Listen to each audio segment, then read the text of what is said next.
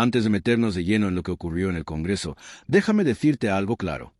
Lo que vas a escuchar no es un resumen rápido ni un corte sacado para provocar. Es un análisis pensado para entender por qué el cruce entre Santiago Abascal y Gabriel Rufián no fue un intercambio más, sino uno de esos momentos que condensan el estado actual de la política española. Si te interesa entender lo que hay detrás del ruido, te recomiendo que te suscribas ahora mismo al canal, porque aquí se analiza lo que pasa cuando el pleno deja de ser rutina y se convierte en tensión pura. El ambiente ya venía cargado desde mucho antes de que Abascal y Rufián cruzaran palabra.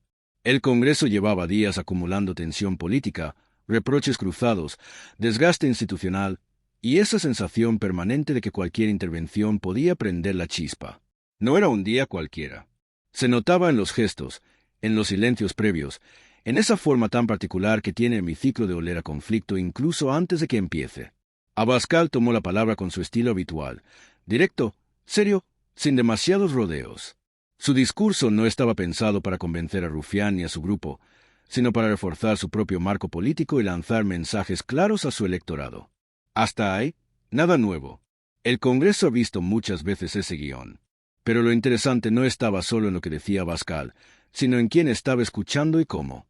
Rufián, desde su escaño, seguía la intervención con esa mezcla de atención y gesto irónico que lo caracteriza. No interrumpía, no hacía aspavientos exagerados, pero tampoco pasaba desapercibido. A veces basta con una ceja levantada o una sonrisa ladeada para anticipar que la respuesta no va a ser suave. Y eso, en política, es casi un aviso previo. Cuando llegó el turno de Rufián, el tono cambió de inmediato. No empezó atacando de frente, como tampoco empezó Abascal. Empezó marcando distancia, utilizando la ironía como herramienta y dejando claro que el cruce no iba a ser solo ideológico, sino simbólico. Porque cuando Abascal y Rufián se cruzan, no se enfrentan solo dos diputados, se enfrentan dos formas completamente opuestas de entender España, la política y el propio Parlamento. La tensión se hizo evidente muy rápido. No por los decibelios, sino por la precisión de las palabras. Rufián apuntó directamente a las contradicciones del discurso de Abascal, pero lo hizo sin caer en el insulto directo. Ese es uno de los elementos que más descolocan en política. Cuando alguien te critica con calma, con ironía y con datos políticos, sin elevar el tono. Es como discutir con alguien que no pierde la sonrisa mientras te desmonta el argumento. Abascal reaccionó de inmediato. Y aquí es donde el cruce se vuelve interesante.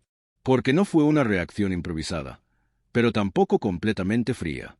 Hubo firmeza, hubo tensión y hubo ese punto de rigidez corporal que aparece cuando alguien siente que no puede dejar pasar lo que acaba de oír. El intercambio ya no era solo verbal, era gestual. El pleno empezó a cambiar de temperatura. Los murmullos se apagaron, las miradas se dirigieron alternativamente de un lado al otro del hemiciclo, y las cámaras, como siempre, hicieron su trabajo. Captar cada gesto, cada pausa, cada reacción mínima. Porque en este tipo de cruces, lo que no se dice pesa tanto como lo que se pronuncia en voz alta. El momento clave llegó cuando ambos dejaron de hablar solo para los suyos y empezaron a hablar el uno del otro de forma directa. Ahí es cuando el cruce dejó de ser discurso y pasó a ser choque.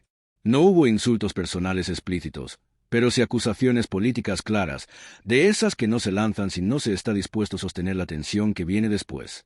El silencio que siguió a uno de esos intercambios fue especialmente revelador.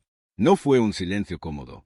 Fue un silencio denso, incómodo, de esos que hacen que incluso quienes no están directamente implicados bajen la mirada o miren al presidente de la Cámara esperando que intervenga.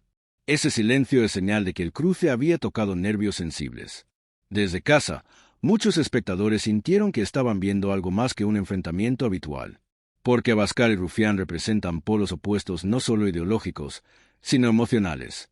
Uno apela al orden, a la firmeza, a una idea muy concreta de nación. El otro apela a la provocación, a la ruptura del discurso tradicional y al cuestionamiento constante del poder. Cuando esos dos estilos chocan, el resultado casi nunca es neutro. Aquí entra el humor, inevitablemente, pero con cuidado, porque la escena tuvo algo de cotidiano. Esa sensación de estar en una discusión donde ninguno va a convencer al otro, pero ambos saben que hay público mirando. Como cuando dos personas discuten en una cena familiar, de repente, todos dejan de comer y se hace un silencio incómodo. La diferencia es que aquí ese salón es el Congreso de los Diputados y el público son millones de ciudadanos. El contexto político amplifica todo esto. España vive un momento de polarización muy alto, donde cada cruce se interpreta como una victoria o una derrota simbólica.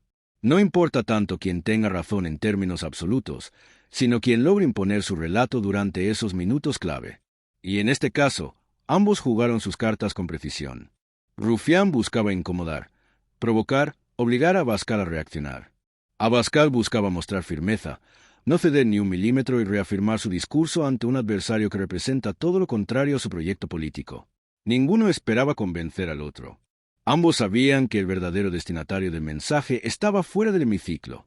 En medio de este análisis, quiero recordarte algo importante.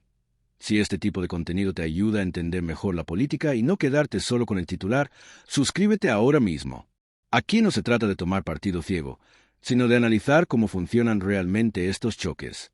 La tensión también se reflejó en el resto del pleno. Otros diputados permanecían en silencio, algunos incómodos, otros atentos, otros claramente disfrutando del espectáculo político. Porque no nos engañemos, el Congreso, en momentos así, se convierte también en un escenario. Y quienes están allí lo saben.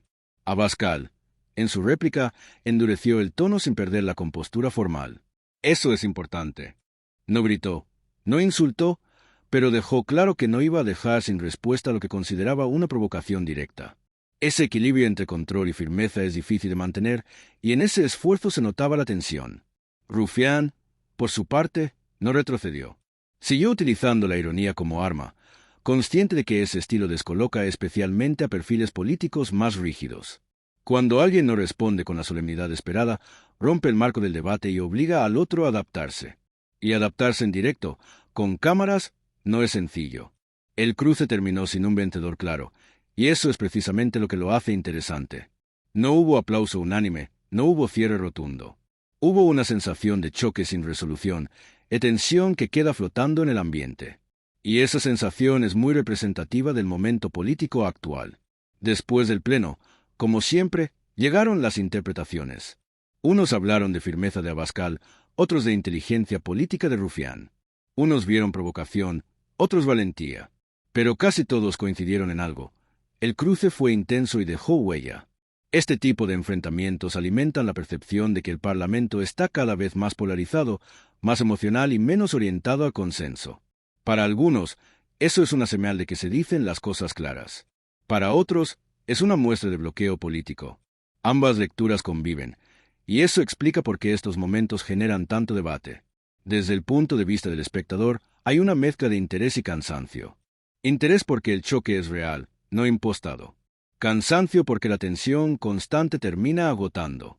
Y esa combinación es peligrosa para la confianza en las instituciones, aunque sea comprensible desde el punto de vista humano.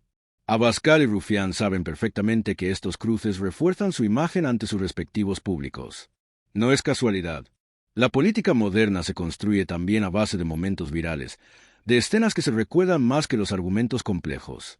Y en ese terreno, ambos son jugadores experimentados. A medida que pasan los días, el cruce se diluye en la actualidad, pero no desaparece del todo. Se convierte en referencia, en ejemplo, en munición para futuros debates. Porque cada choque deja precedente, y cada precedente condiciona el siguiente enfrentamiento. Antes de encarar el final, quiero insistir. Si has llegado hasta aquí, es porque te interesa entender la política con algo más de profundidad. Suscríbete al canal, activa la campana y acompáñanos en los próximos análisis, porque estos momentos no van a dejar de repetirse. En definitiva, lo que vimos en el Congreso fue mucho más que un intercambio de reproches. Fue la colisión de dos estilos, dos discursos y dos formas de entender la política. Abascal y Rufián no se cruzaron por casualidad, y la tensión que saltó en el pleno no fue un accidente. Ese cruce refleja una España dividida, exigente, cansada y al mismo tiempo muy atenta a lo que ocurre en sus instituciones. Una España que observa, juzga y saca conclusiones, a veces más rápido que los propios protagonistas. Cerramos con una idea clave. Cuando la política se convierte en choque permanente, cada palabra pesa, pero cada silencio pesa aún más. Y en ese pleno, entre Abascal y Rufián, hubo palabras, hubo gestos y hubo silencios que dicen mucho sobre el rumbo del debate político en España. Si quieres seguir entendiendo estos momentos y no quedarte solo con el ruido, suscríbete, deja tu opinión en comentarios y forma parte del debate. Porque la política no se entiende desde el grito, sino desde la observación crítica y el análisis.